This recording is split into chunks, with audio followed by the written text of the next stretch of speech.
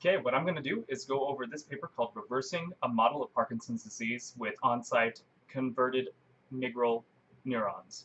So, what is this about? So, Parkinson's disease is hard to study in people because it is very difficult to just run experiments on people with these diseases. You can't just do that. If your experimentation is too damaging, or if your drugs are too experimental, then it can cause serious health effects on an already hurt person or someone who already has a pre-existing condition, in this case, Parkinson's disease. So what this group had done was they studied a model in mice where they chemically will poison the mice, and that causes Parkinson's disease in those mice, or at least it causes a homologous type of disease in those mice. And so what this group wanted to do was see if there is a way to restore the function of those mice. And you know what? I'll just jump right into it so that we can learn more. So Parkinson's disease is characterized by a loss of dopamine neurons in the substantia nigra. So what is the substantia nigra? Let's look this up. So this is named for the dark color that is associated with this part of the brain.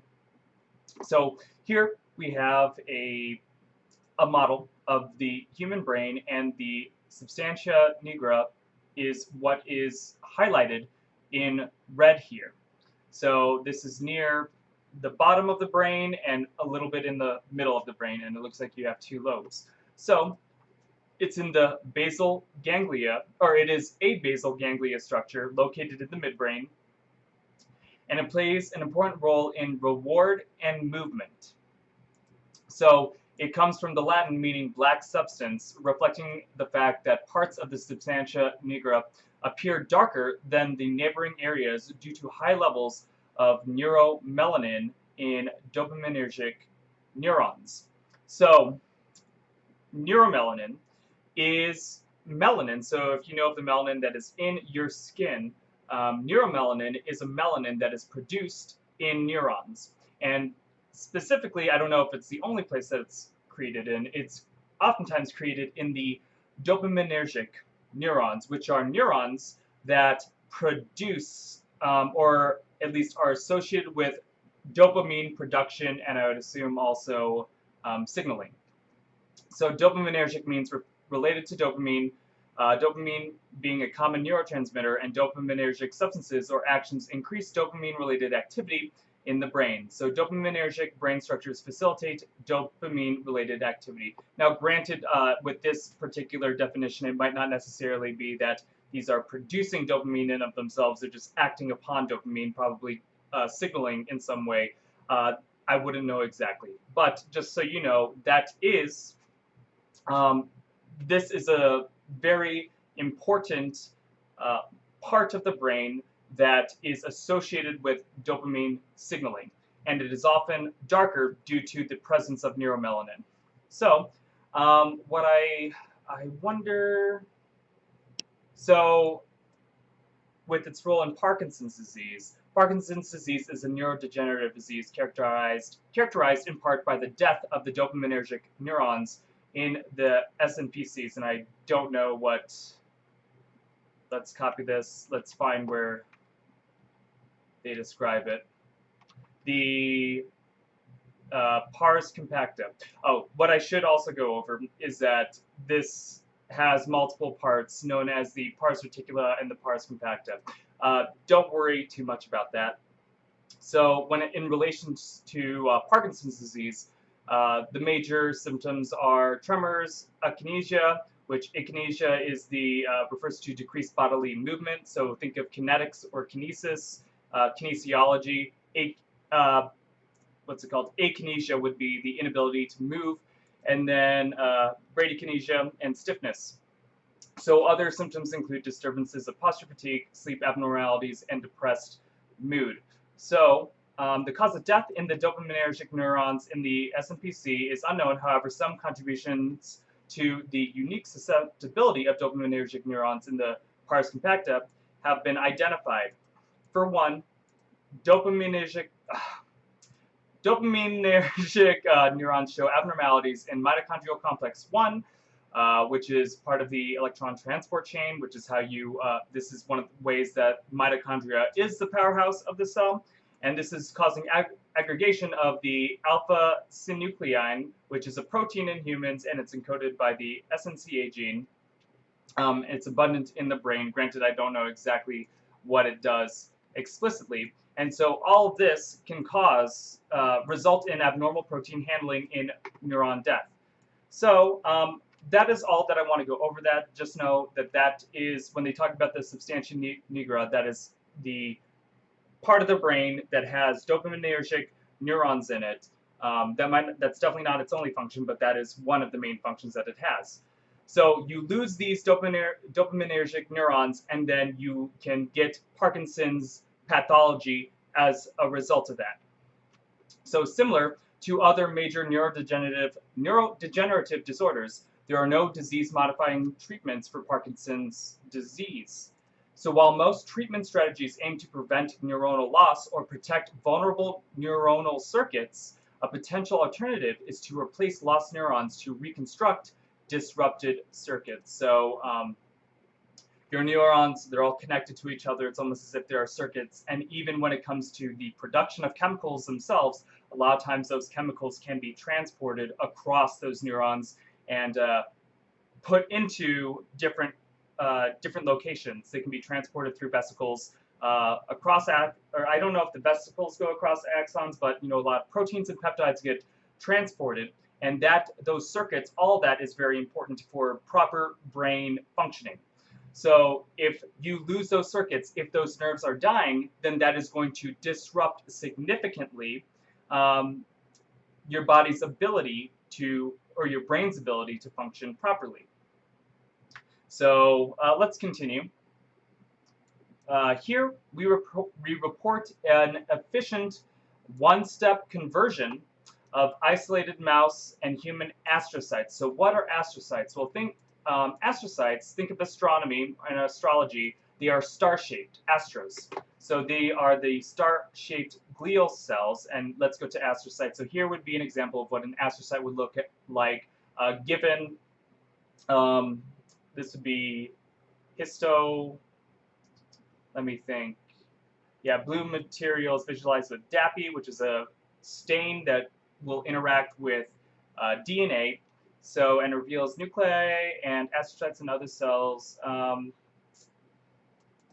Yeah, so this is how do I explain this? So this would be using antibodies to do staining, basically. So they will mix these with, they'll probably find a way to preserve its shape, and then they will add enzymes into it, or it's one or the other first, I forget which one, and then you are able to create fluorescent images, especially 3D images, and then this is one of those images that they have here. So astrocytes, known collectively as astroglia, are characteristic star-shaped glial cells, and glial cells are non-neuronal cells of the central nervous system, and they do not produce electrical impulses, and they maintain homeostasis.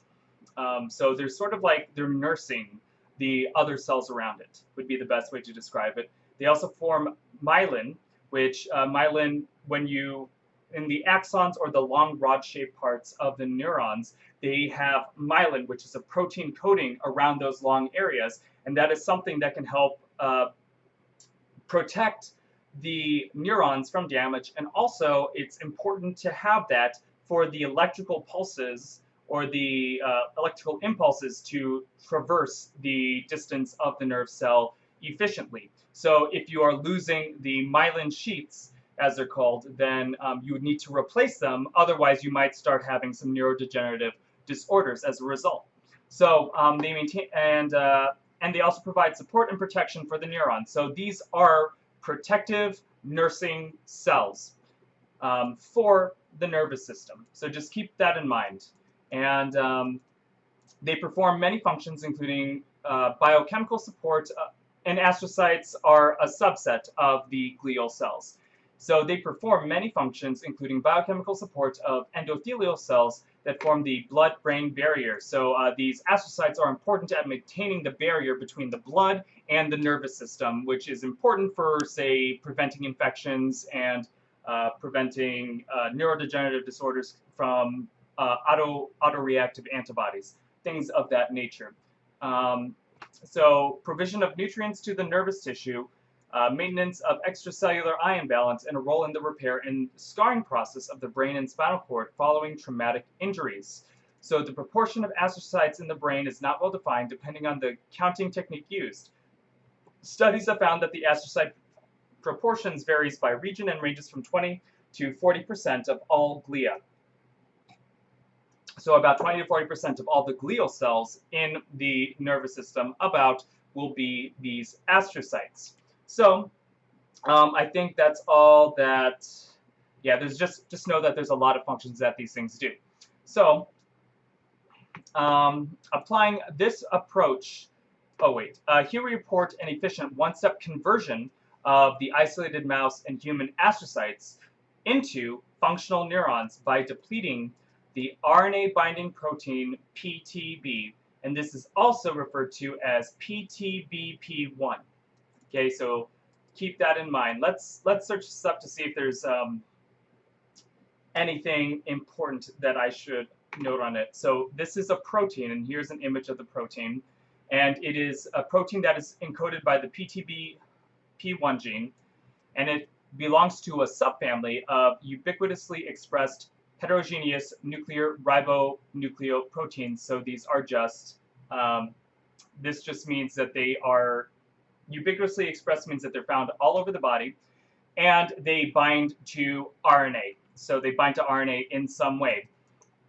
And these proteins are associated with the pre-mRNAs in the nucleus and appear to influence pre-mRNA processing, and other aspects of mRNA metabolism and transport. So these proteins play some regulatory role in taking, whenever the genetic material, the DNA, gets transcribed into RNA to make a final protein, to be translated into a final protein, it's still the pre-mRNA within the nucleus. If I'm remembering all this correctly, I might have a few details wrong here and there. But this PTBP1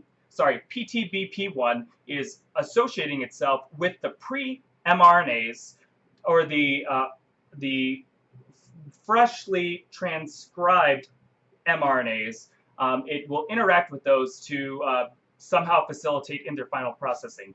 So I wouldn't know exactly what all that processing is. So, for example, in PTBP1 in mammals, the brains of mammals, transcripts of the PTBP1 gene are missing one exon that is, how do I phrase that? So you have introns and exons in your DNA, and so the final product will excise the introns normally, so that you are only left with the exons. But every once in a while, you will have alternative splicing where you will remove an exon as well. And so that the PTBP1 gene in the brains of mammals is missing this exon, and it's included in the brains of other vertebrates. And this is a result of the alternative splicing. So this contributes to the evolutionary differences between the nervous systems of mammals and other vertebrates. So that is actually pretty interesting, that by having a PTBP1 protein of mammals that is missing a chunk that is normally found in invertebrates, or I should say of other vertebrates, then that is causing differential neuron development probably. So that is interesting that mammals probably have had this mental shift in their neuron development because of an alternative splicing event in this PTBP1 gene. So getting a little too deep, just know that the one-step conversion, they do this one-step conversion which will turn astrocytes into the neurons by depleting the RNA binding protein PTB P1. So applying this approach to the mouse brain, we demonstrate progressive conversion of astrocytes into new neurons that innervate, and this would I believe this means that they turn into nerves, or supply an organ with nerves. So this would mean that they're probably going into an area and creating new connections, right? So we demonstrate progressive conversion of astrocytes to neurons that innervate into and repopulate endogenous neural circuits. So astrocytes form different brain regions that are converted to different neuronal subtypes. So using a chemically induced model of Parkinson's disease in mouse, we showed that conversion of midbrain astrocytes to dopaminergic neurons. So remember, these are the neurons that are associated with dopamine signaling. This, which provides axons to reconstruct the nigrostriatal circuit. So remember, the axons are the long portions of the nerves, and then you have these circuits that are in your brain that are going from one long rod, and then it has the bodies of the nerve cells that are either releasing these signals, or they are reading signals. And these long rods are very important in the transduction of signals, but then also the transport of different peptide hormones and molecules down them as well. So when people have Parkinson's disease, this nigrostriatal circuit is disrupted because some of the dopaminergic neurons are dead. And since the neurons are dead, that means the axons are missing. So let's search to see what exactly the nigrostriatal pathway does. So it's a bilateral, which means it happens on both sides of the brain. It's a dopaminergic pathway in the brain, and it connects the substantia nigra with the it connects the substantia nigra pars compacta, which is a part of the substantia nigra in the midbrain, with the dorsal stratum, which is the corpus stratum, which is a part of is a nucleus of the subcortical basal ganglia of the forebrain. So it's something that's further in the forward of the brain. So just know that this is an important pathway that goes from this substantia nigra into the dorsal stratum. So it's an important circuit pathway. So it is one of the 4 major dopamine pathways in the brain, and it's critical in the production of movement as part of a system called the basal ganglia motor loop. So dopaminergic neurons of this pathway release dopamine from axon terminals, so that synapse onto GABAergic medium spiny neurons, also known as MSNs, also known as spiny projection neurons, or SPNs, located in the striatum. So a lot to unpack there. Just know that these dopaminergic neurons of this nigrostriatal pathway are releasing dopamine from their axon terminal, so the ends of their neurons. They're releasing dopamine, and these are inputs into the GABAergic neurons, which are a different set of neurons that probably have something to do with GABA. So, and I forgot what GABA stood for, but the gamma aminobutyric or gamma aminobutyric acid, and it's an inhibitory neurotransmitter in the development of mature mammalian central nervous system. So just keep in mind there are different nerves, and they take different inputs and create new outputs. So that is this nigrostriatal pathway, or the nigrostriatal circuit. And so and by restoring this circuit, you can undo some of the negative consequences of chemically inducing Parkinson's disease in some mice. So notably, reinnervation of the striatum is accompanied by restoration of dopamine levels and rescue of motor deficits. So a similar reversal of disease phenotype is also accomplished by converting astrocytes to neurons using antisense oligonucleotides to transiently suppress the PTB, which is the RNA binding protein PTB, or also known as PTBP1. So these findings identify a potentially powerful and clinically feasible approach to treating neurodegeneration by replacing lost neurons. So this is just saying the strategy um, that so a similar reversal of disease phenotype is also accomplished by converting astrocytes to neurons using the antisense oligonucleotides. So this would be a way to suppress the expression or suppress the effective translation, I believe, of this PTB molecule. So this would be a way to reduce the number of these PTBs. So let me just double check, because let us do, so for instance, an antisense therapy is a form of treatment for genetic disorders or infections when the sequence of a gene is known to cause a particular gene. So it is possible to synthesize a strand of nucleic acid that will bind to the messenger RNA. So, and this produced by the gene and inactivate it. So you're producing the opposite strand of an mRNA, and by doing that, you can suppress its effective translation into the final protein. So that is something else that they did here as well. So these findings identify a potentially powerful and clinically feasible approach to treating neurodegeneration by replacing these lost neurons. So let's see. One of the things that I want to comment, and we're already at 21 minutes and we've just gone through the abstract, but one of the things that I want to talk about here is remember, these astrocytes, they're important. They play an important role. So do we really want to go in, and I should say that they're also functioning somewhat like stem cells, and they probably have some multipotency associated with them. Regardless, they're important. So will there be other consequences from turning these stem cells, or these, they're not I don't know if they're technically stem cells, but turning these things that function like stem cells and turning them into these dopamine neurons? That is something that I would be a little bit concerned of.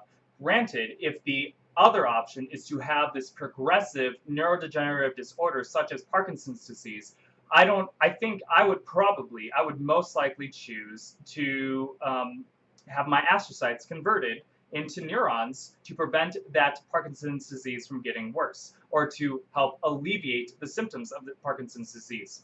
So one of the possible outcomes is we convert astrocytes into the dopaminergic neurons. Well, then, will we still have enough astrocytes to take care of the brain in general? And then could there be a different neurodegenerative disorder that is the result of having too few astrocytes? Granted, I do not know, since astrocytes are not nerve cells, they probably are able to multiply more readily than a lot more readily than nerve cells, because nerve cells, I don't believe, multiply that much. So let's do a quick search. So glial cells, and let's go on to the Wikipedia, and let's say if they multiply. So yes, so the microglia, okay, well, the microglia are specialized macrophages, so, and they are capable of phagocytosis, so they are a type of immune cell. But now let's see. They are mobile within the brain and they can multiply. So some glial cells can multiply, but I don't know if that's okay, if that's conserved among all of the glia. So here we go. Glia, so this would include the astrocytes, if I'm not mistaken. So the glia retain the ability to undergo cell division into adulthood, whereas most neurons cannot. So the view is based on the general inability of the mature nervous system to replace neurons after injury, such as stroke or trauma, where very often there's a substantial proliferation of glia or gliosis near or at the site of damage. However, detailed studies have found no evidence that mature glia, such as astrocytes or oligodendrocytes, retain mitotic capacity. So only the resident oligodendrocyte precursor cells seem to keep this ability once the nervous system matures. So this is interesting. It seems that the astrocytes are not, or at least there's no evidence that these astrocytes are able to um, undergo mitosis or multiply. However, glial cells generally probably can. So now this would run into the question, if we turn some astrocytes into their final neurons, or if we turn astrocytes into neurons, then would the progenitor or the precursor oligodendrocyte precursor cells, would those end up multiplying to replace the lost astrocytes? That would be something that I would be want to be considered. So glial cells are known to be capable of mitosis. By contrast, scientific understanding of whether neurons are permanently postmitotic or capable of mitosis is still developing. So in the past, glia had been considered to lack certain features of neurons. So I think this is enough.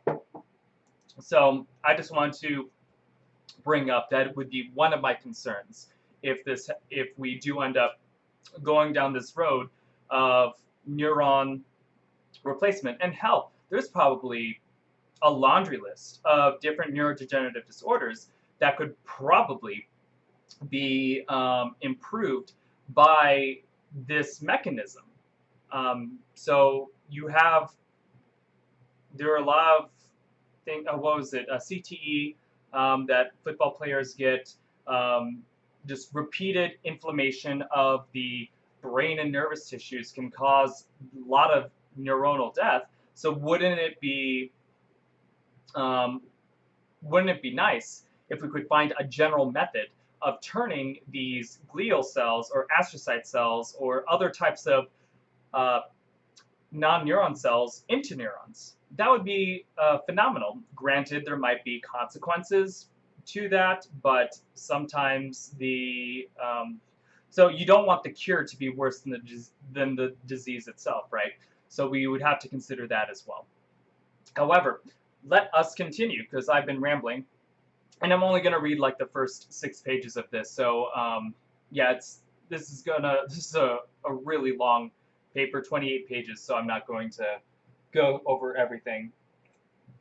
So regenerative medicine holds great promise for treatment of disorders that feature loss of cells.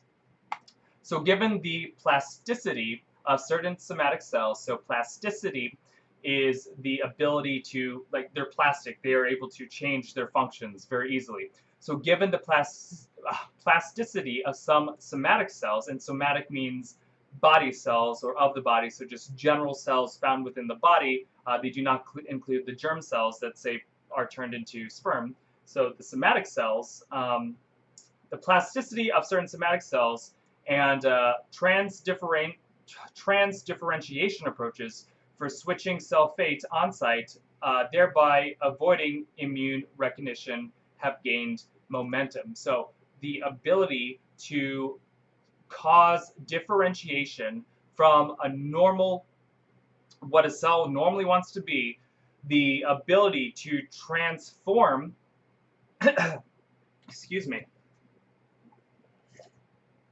the ability to transform that somatic cell, differentiate it into a completely different cell. This is gaining a lot of popularity, especially since it will not elicit, or it should not elicit, an immune response like what's it called, transplantation would, or tissue grafts would.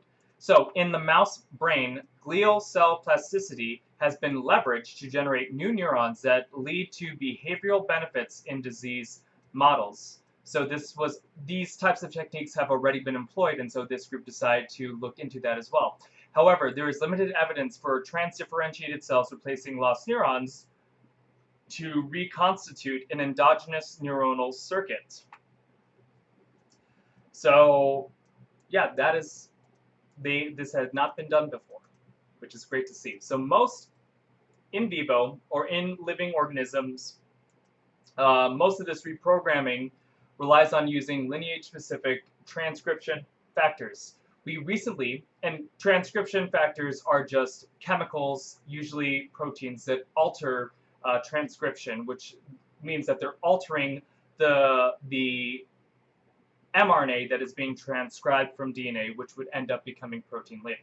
So we recently identified roles for the RNA binding protein PTB and its neuronal analog NPTB in controlling neuronal induction and maturation, and demonstrated efficient conversion of mouse and human fibroblasts to functional neurons by sequential depletion of these RNA binding proteins. So I like this. So there was this protein, PTB.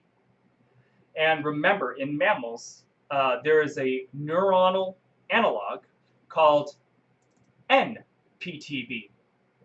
Okay, so this is the result of alternative splicing. So a part of the original larger protein is removed in the neurons of mammals.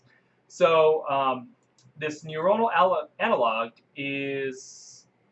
these people identified the roles of RNA binding protein in controlling neuronal induction and maturation, and demonstrated efficient conversion of mouse and human fibroblasts into the functional neurons by sequential depletion of these RNA binding proteins. So what they did was they took fibroblasts, which are a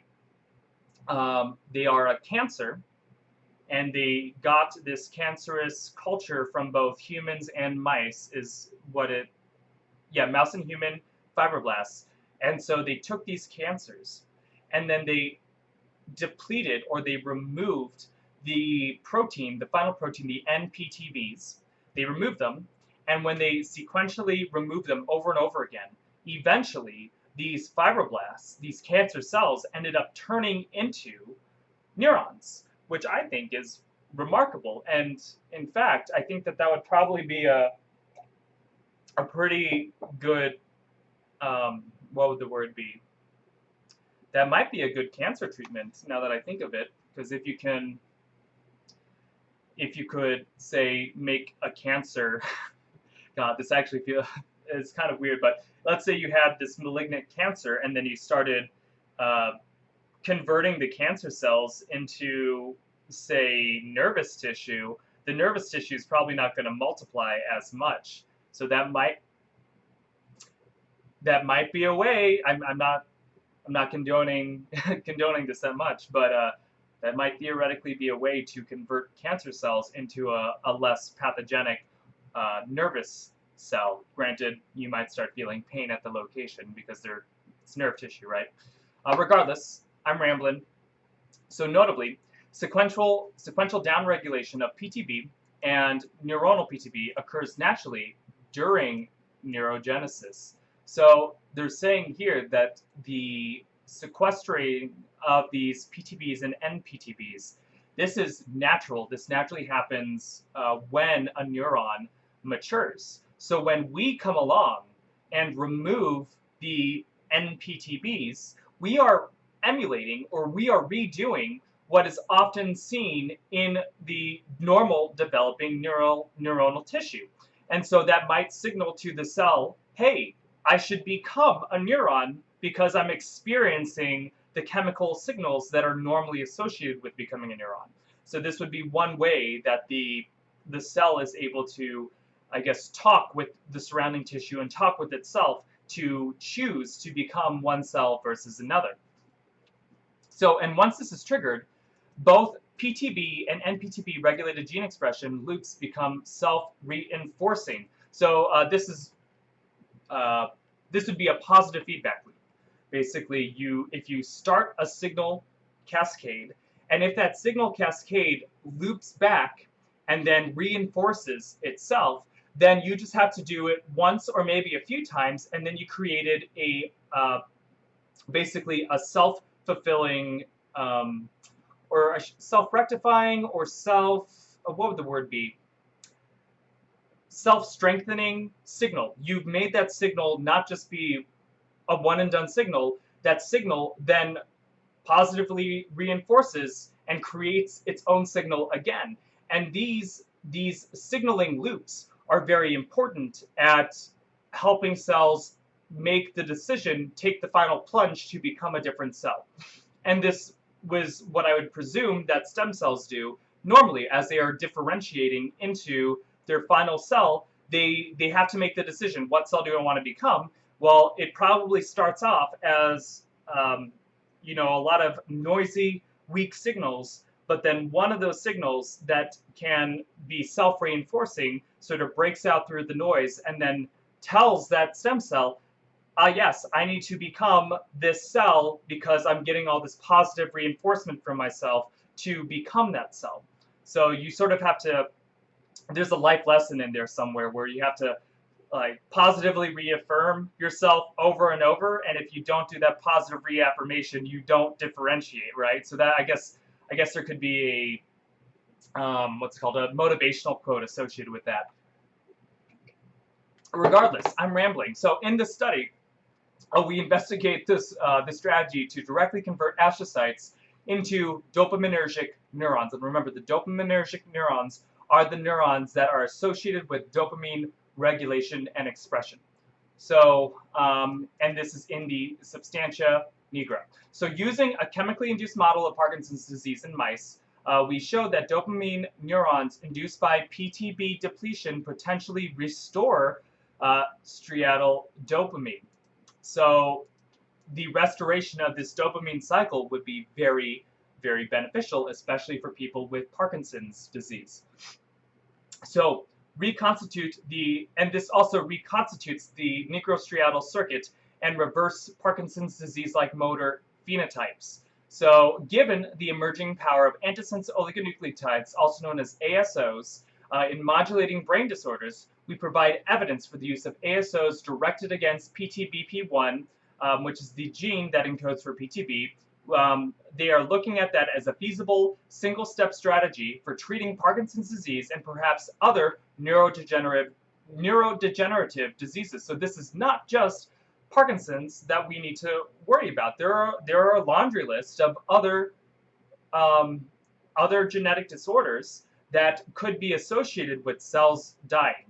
And there's a lot of focus on neurons because neurons don't duplicate as readily, right? The neurons aren't undergoing mitosis. I don't believe, I don't know for a fact 100% if a neuron could theoretically undergo mitosis, because I think that would be very difficult. I don't know if there's a way that it can like shrink and then resplit.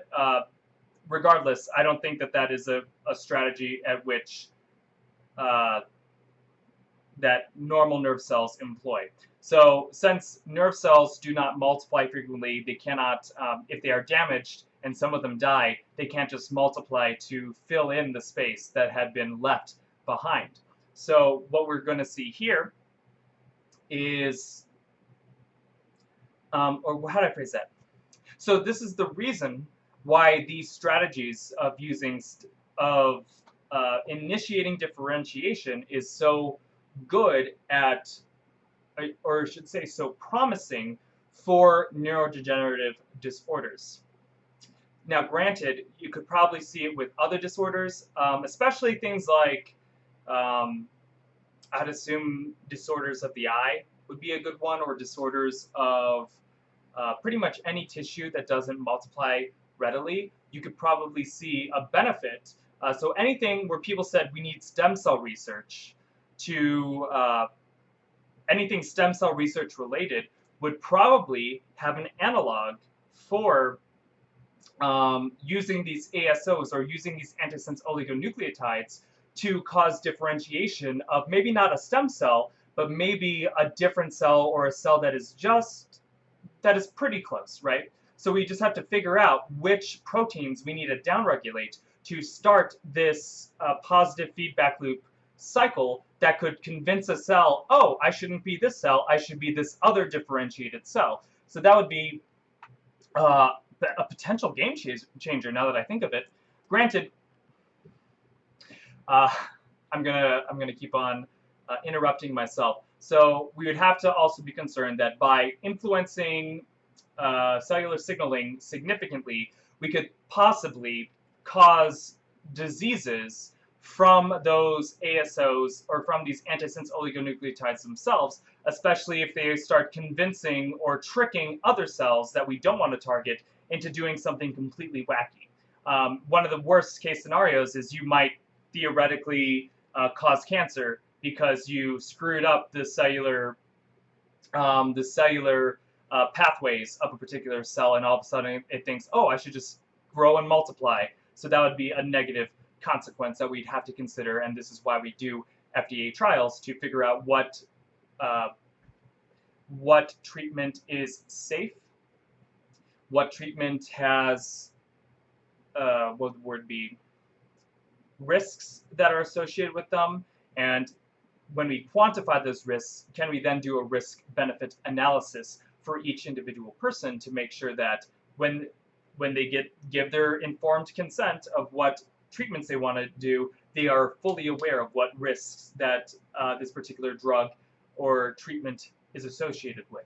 So continuing, so the PTB and the NPTB regulated loops in astrocytes. So astrocytes offer several advantages for in vivo reprogramming in the brain. So these non-neuronal cells are abundant. They proliferate upon injury. So that's good to know. So the Wikipedia page was a little bit probably uninformed, but apparently they proliferate upon injury and are highly plastic with regards to their cell fate. So they appear to have a lot of different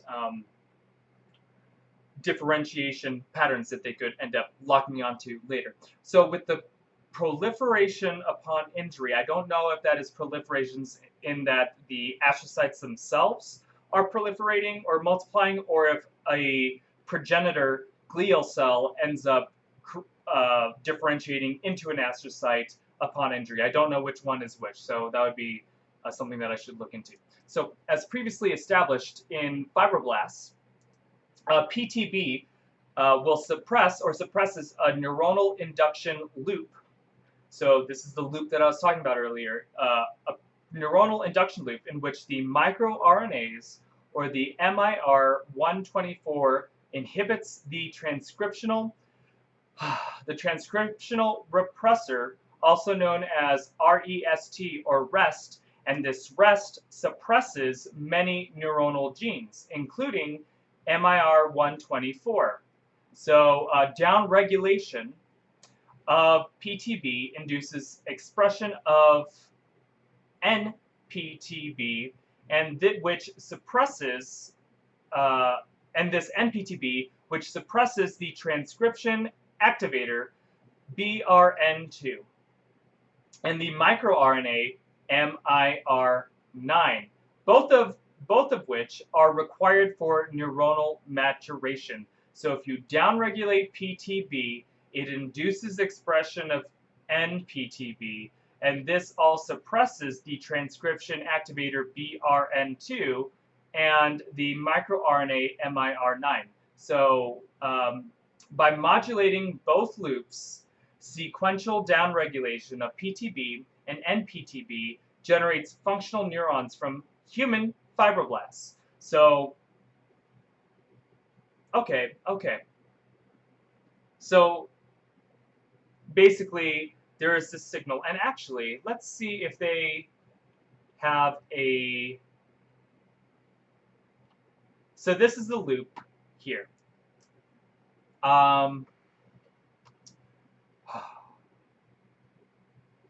Let us see if I can parse this.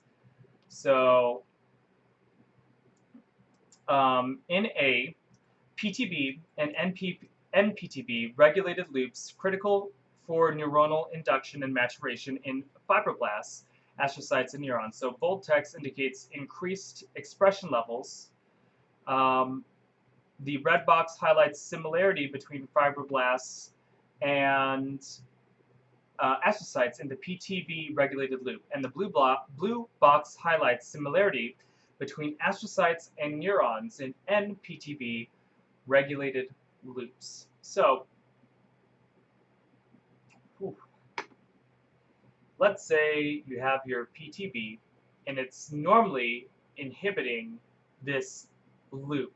And granted, there's a lot of ambiguity as far as to what is truly being inhibited right now. So PTB inhibits this loop, PTB inhibits this loop, and it also inhibits this NPTB, it inhibits this NPTB, and then these NPTBs will inhibit BARN2. It inhibits BARN2 in all of these.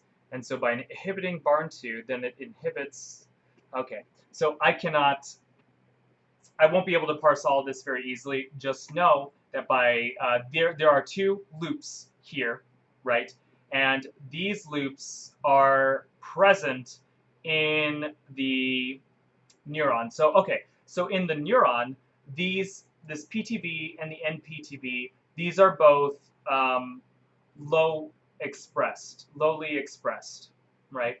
So they have, here they have them removed or dotted to show that they're not, they're downregulated, right?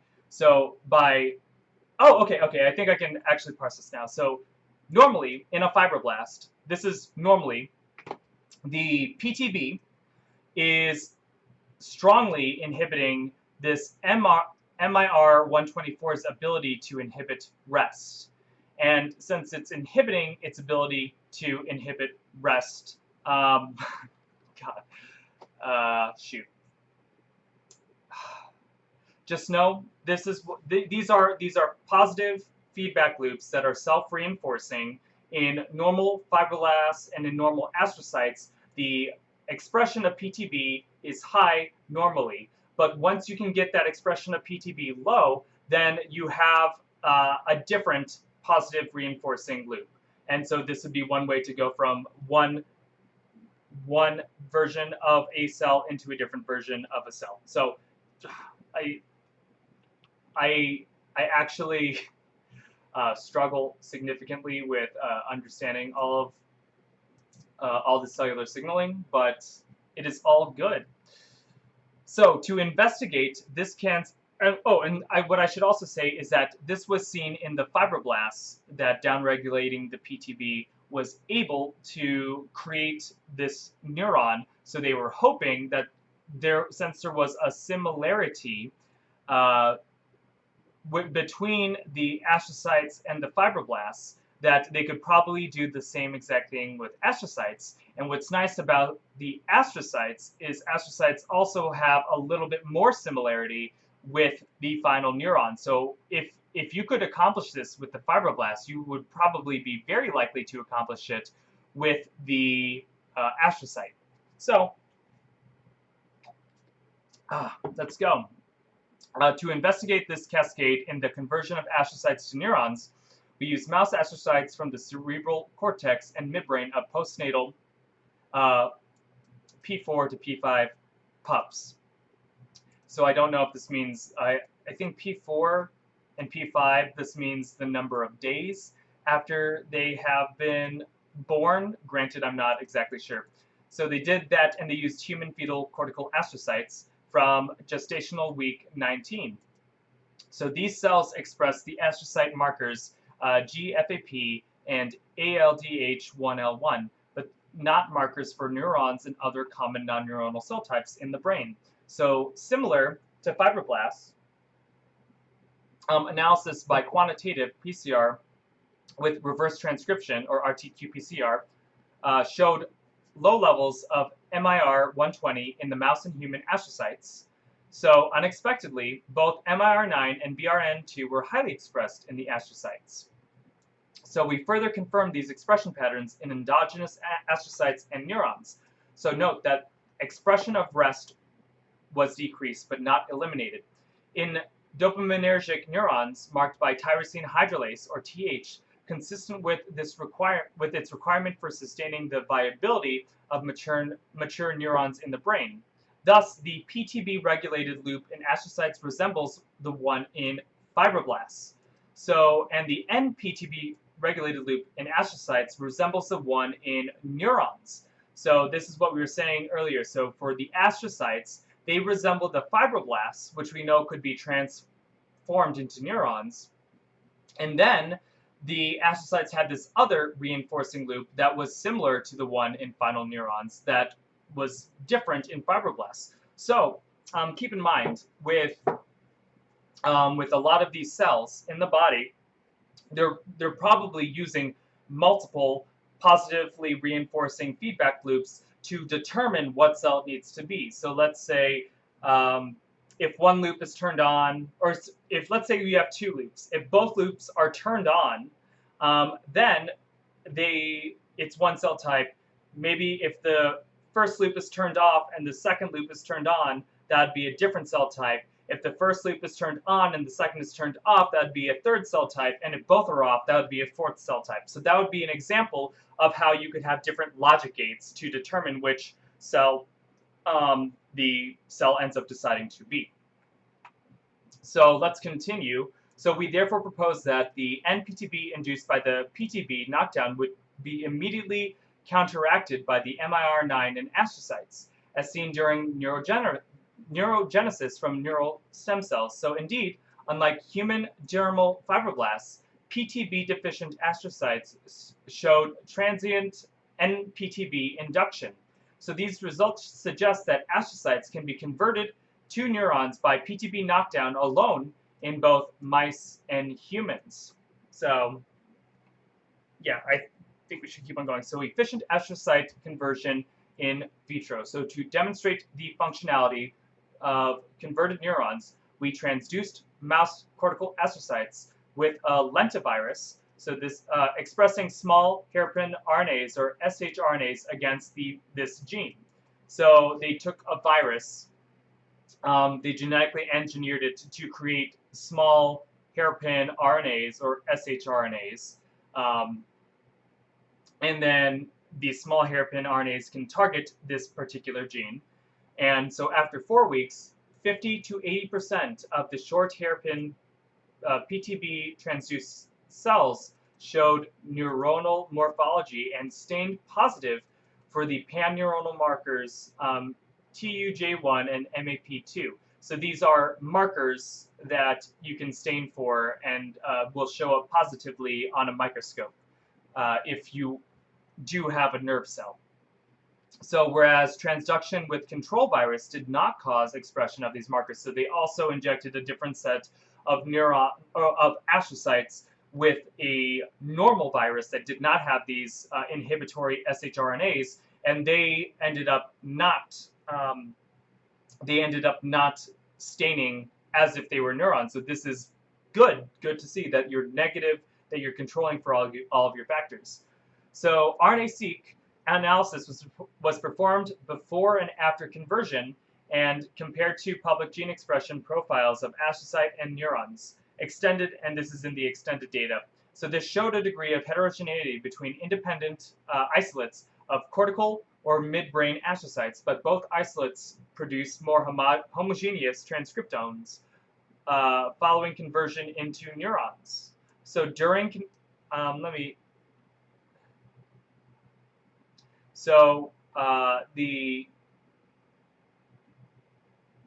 when they did the RNA profiles of the astrocytes, there seemed to have been a lot more variety in what proteins they were expressing or what mRNAs they were expressing, and apparently after following conversion into the neurons, they had more homogeneous transcriptomes, or they all looked more similar to each other. So this would probably indicate that they are becoming differentiated into their final forms.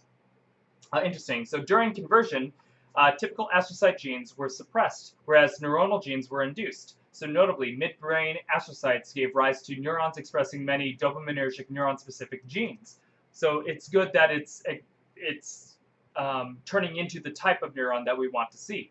So mouse and human astrocyte-derived neurons are positive for the neuron and NSE, and most express markers of glutamatergic or GABA-containing neurons.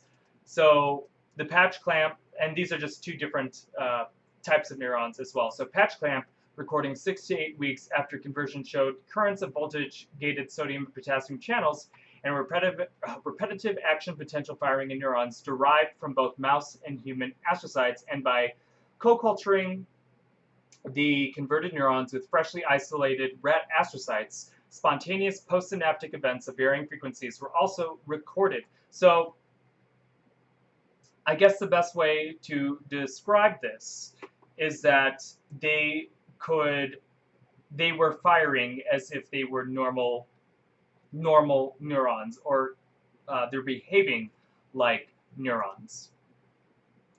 Let's see.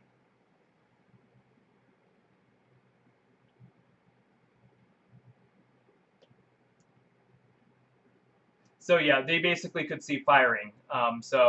Within them as if they were neurons. So, and this required 6 to 8 weeks after conversion. So, sequential additions of antagonists of ionotropic glutaminergic receptors, and these are drugs. And I believe these are drugs. Actually, they might actually just be chemicals to do the study, but these are just chemicals that will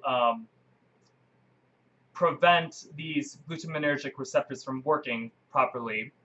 And an antagonist of GABA receptors blocked the signals, indicating that the converted neurons responded to synaptic inputs from both glutaminergic and GABAergic neurons. So these glutaminergic and these GABAergic, so think of glutamine. Glutaminergic would be a neuron that is associated with glutamine transduction in some way, and the same thing with GABA or GABAergic neurons. They are associated with GABA signaling in some way. So by giving our transduced or our differentiated astrocytes that have turned into neuron-like things, if we give them the drugs that will block these glutaminergic and these that will block GABA and glutamate,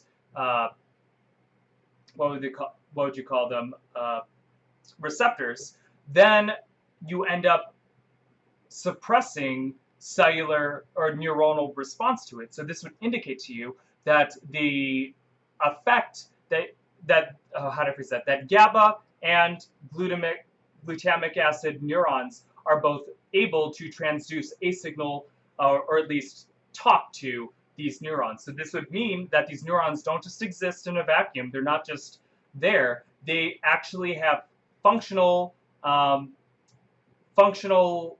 transmitters, and they have functional transmitters, and they have functional receptors to those same transmitters. So that's remarkable. So if you want, you can look at the figures yourself. It's way too much to parse for a video like this. So if you want, you can go into the paper yourself. So generating new neurons in mouse brains. Oh, and I should say, no neuronal electrophysiological properties were described in astrocytes transduced with control virus. So these results demonstrate one-step conversion to functional neurons by depletion of the PTB. So they took the cells that were given the control virus that did not have the small hairpin RNAs, and this was able to, I should say they were unable to respond to whatever chemicals they were giving. So there was no difference. So that would be good to know, that your control does not do the same thing. So generating new neurons in mouse brains. So we next attempted to directly reprogram astrocytes into neurons in the mouse brain. So we designed an adeno-associated virus, or an AAV. So let's see, with the other virus, what did they use? They used a lentivirus for the astrocytes in the test tube. But when they wanted to deal with the actual living mouse organism, they used the AAV virus, or the adeno-associated virus. And this virus, they put in the expression of the small hairpin PTBs, which by doing that would prevent or down express it would lower the expression of what was it, PTB. So, and corresponding empty vector lacking the SHPTB. So this would be the adenovirus SHPTB and the adenovirus MT, or the control. So and they did this to enable lineage tracing. 5' to the SHPTB hairpin replaced a red fluorescent protein, or an RFP coding sequence that was initially silenced but activated in cells expressing the Cre recombinase. So focusing on the substantia nigra of the midbrain where dopaminergic neurons reside, we found that the RFP plus, or the red fluorescent protein positive cells, were almost completely absent 10 weeks after injecting either AAV-MT or AAV short hairpin PTB in wild-type mice at 1 to 2 months of age, a developmental stage when astrocytes have already lost their neurosphere generating potential in the midbrain. So by contrast, the red fluorescent protein was expressed in response to both AAV in the GFAP Cre transgenic mice expressing Cre recombinase from the astrocyte-specific GFAP promoter. So I just note that they used a lot of controls, would be the best way to describe that. So they used controls, and then they were able to see whether or not these controls were working based on the microscope slides, whether or not you could see the presence of this fluorescent protein. So 10 weeks after injection, AAV-MT into the substantia nigra, most red fluorescent protein positive cells were astrocytes, as indicated by the typical astrocyte morphology and expression of the astrocyte markers S100B and ALDH1L1. So just know that these are different astrocyte markers that, how to phrase that?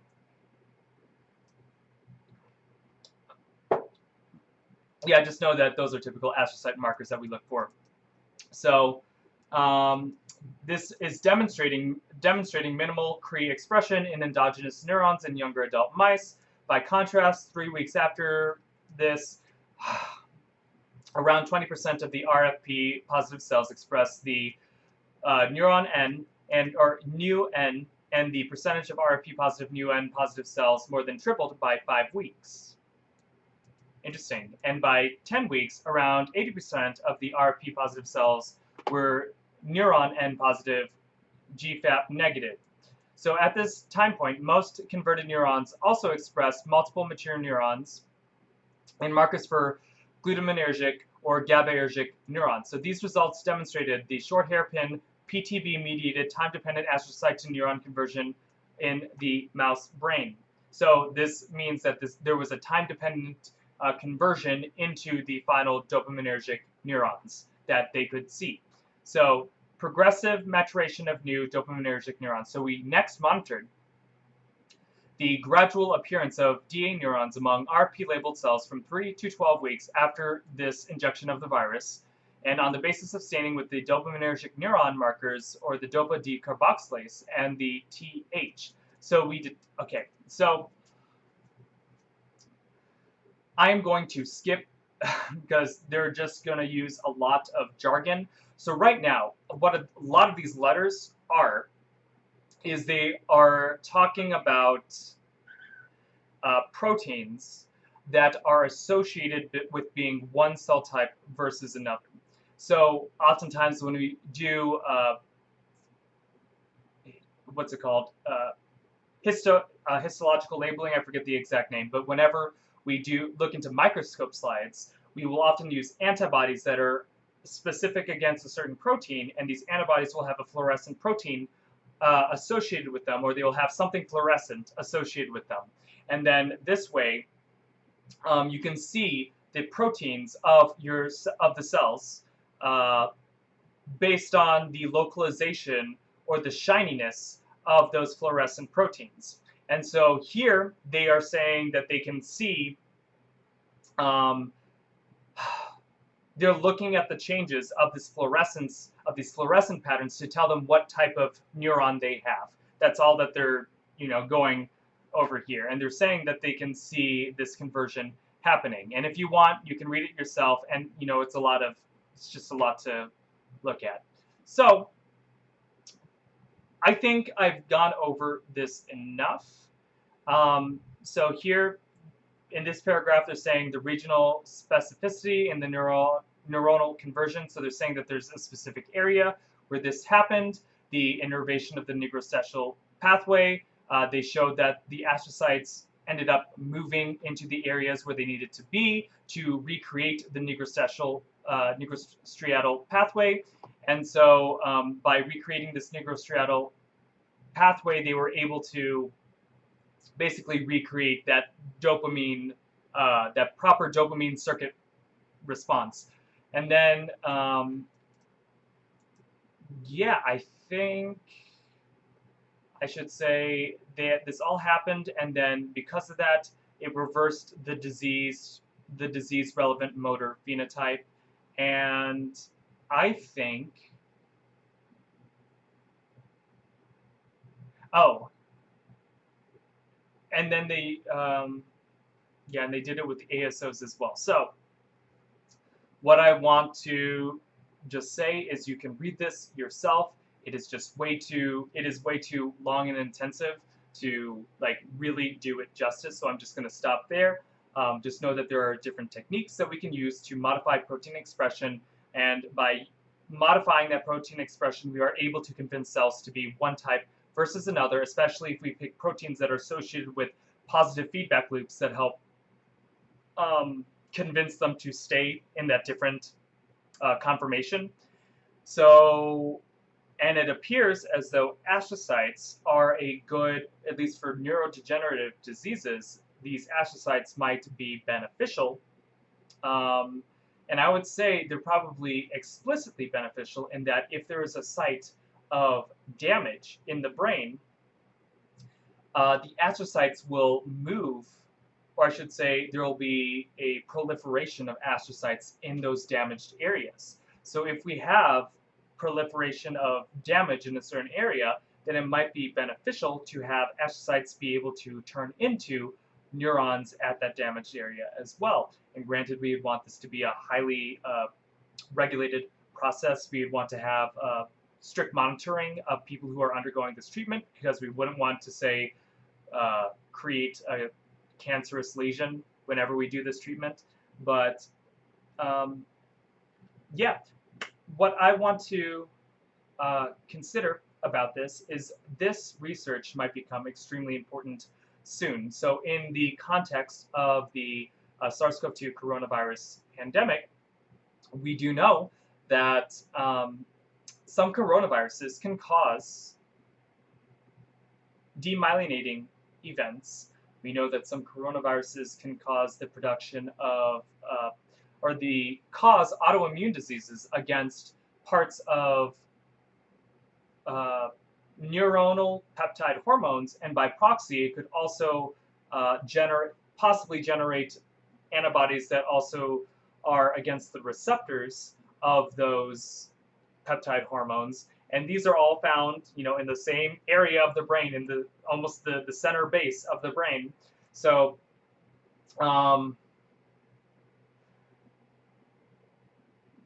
I also want to make note that dopamine, for one, is also associated with its ability to suppress prolactin release, right? So part of me is also concerned, part of me is also a little bit worried, is would a possible strategy that a virus would evolve, would it be to attack these dopaminergic neurons? Because the expression of prolactin might be beneficial for a virus to live in the body, or at least a dysregulation of that system in some way might be beneficial for a virus to live within the body. So I am a little concerned that that is also what is happening right now. So do not catch this virus, because it's no bueno. I do have fears, I have general fears that this coronavirus will be able to cause long-term neuronal degenerative disorders, partly due to the expression of autoimmune antibodies, especially ones that are against these signaling or these peptide producing and these dopaminergic neurons. I'm fearful for all of that. So this is why research like this will be important, and I think it'll be extremely important within the next 10 years. Because apparently we have decided to take the route where we just try to go for herd immunity. And that's not a good strategy. That's not an effective strategy. But we decided, and by we, a few powerful people decided that that was the route that they wanted to take. And since that's the route we wanted to take, we are at step one. We are at the beginning, and we could be in a position, like in many other countries, where we got it down to a respectable level, and by getting it down to a respectable level, then we could start doing testing and tracing.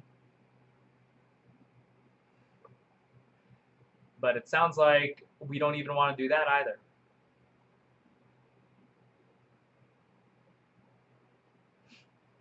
So hopefully we figure out what the hell we want to do. That way we can avoid needing to do research like this, because this research is probably going to become extremely relevant within the next 10 years. So with that, I think I'm going to peace out. Thanks for watching, and I'm sorry if this one was very technical. I just want to get it out into the world. Because yeah, I think that this is a good paper, at least to understand what the implications of it is. So I guess I should say, remember when everyone was talking about stem cells and how amazing stem cells are and how they can heal a lot of diseases. We are probably going to see similar things happening with this, where we are now learning how to, maybe not dealing with stem cells, but dealing with cells that are, maybe they're close to being a stem cell, or maybe they're just not differentiated enough, right? We're probably going to see learning the ability to